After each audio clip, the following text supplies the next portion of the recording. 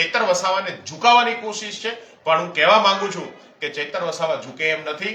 ચૈતર વસાવા લડે છે અને ચૈતર વસાવા 100 ચૈતર વસાવા પેદા કરી અને સરકારને ઉખાડી ફેંકવાનું કામ કરશે. આમ આદમી પાર્ટી દ્વારા ડેડિયાપાડાની અંદર તમામ કાર્યકર્તાઓની એક સંગઠન બેઠકનું આયોજન કરવામાં આવ્યું છે. ગઈકાલે ચેતરભાઈને એક કેસમાં 9 જેટલા સાથીઓ સાથે 7 વર્ષની સજા કોર્ટે આપી છે. આમ જોવા જઈએ તો સામાન્ય રીતે કોર્ટની અંદર કેસો 10-10 વર્ષ સુધી ચાલતા હોય છે, પણ આ રાજકીય કિન્નાખોરી રાખીને ઉપજાવી કાઢેલા કેસમાં કેટલીક વાતો આપણી પાસે આજે આ કેસનું જ્યારે હિયરિંગ થયું ત્યારે દેખીતી રીતે એ સમજાઈ આવે કે આ સંપૂર્ણ રીતે એક પ્રકારની કિન્નાખોરી હતી.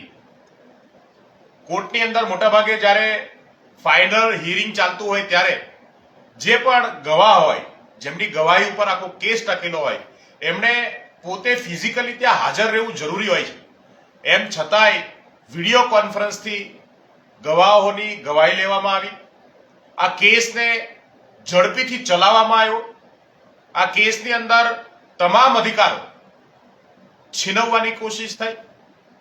હદ તો ત્યાં થઈ કે 15 દિવસની એક બાળકીની માતા શકુંતલાબેન ચેતરભાઈના બેન છે, 15 દિવસની એમની બાળકી છે, એ બાળકી સામે પણ જોવામાં ના આવ્યું. એક બેન પ્રેગ્નેન્ટ હતા, એમને પણ. અને સૌથી મોટી ગંભીરતા કે ગુનો જ્યારે ગુનેગારોની એક ટીમ સાથે થતો હોય ત્યારે તમામ ગુનેગારોની સરખી ગુનાહિત એક્ટિવિટીઝ ગણી ના શકાય.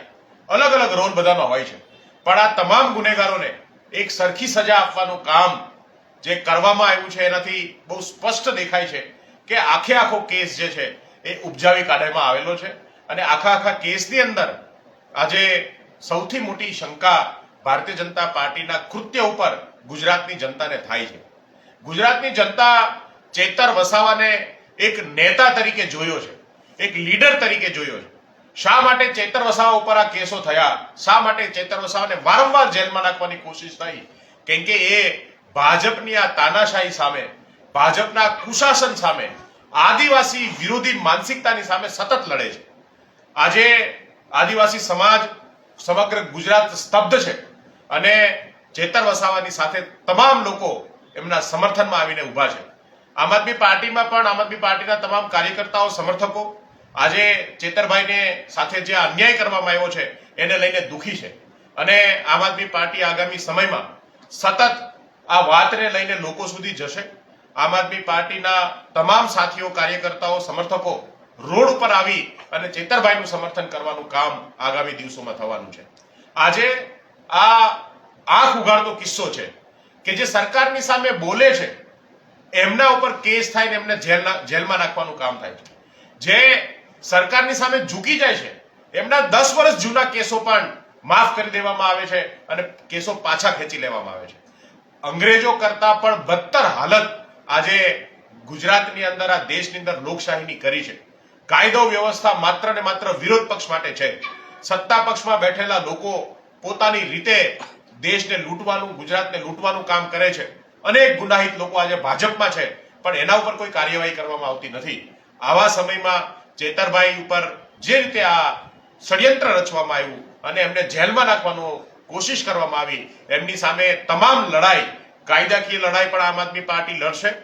ગ્રાઉન્ડ સુધી, રોડથી લઈ અને વિધાનસભા, સંસદ સુધી આ લડાઈ જે છે એ લડવામાં આવશે. અને એક ગેરંટી સાથે કે તમે એક ચેતર વસાવાને ઝુકાવવાની કોશિશ કરો છો, તમે ભૂલ કરો છો. ગુજરાતની અંદર અમે 100 ચેતર વસાવા પેદા કરવાની શક્તિ ગુજરાતના લોકોમાં છે, આમ આદમી પાર્ટીમાં છે. 100 ચેતર વસાવા આગામી સમયમાં તમારી સામે લડશે અને જીતશે. અને એ ગેરંટી સાથે અમે આ લડાઈને આગળ લઈ જવા માંગીએ છીએ. બિલકુલ આ કાયદાની કરુણતા જુઓ.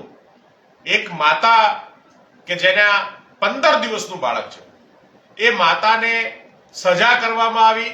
માતાને જ્યારે કોર્ટની સામે એના બાળક સાથે એક આજીજી કરવામાં આવી કે તમે જોજો, ત્યારે જજ પોતે ખુરશીમાંથી ઊભા થઈને જતા રહ્યા. એમને એ પણ માનવતાને પણ સાજે એવું કૃત્ય નથી કર્યું.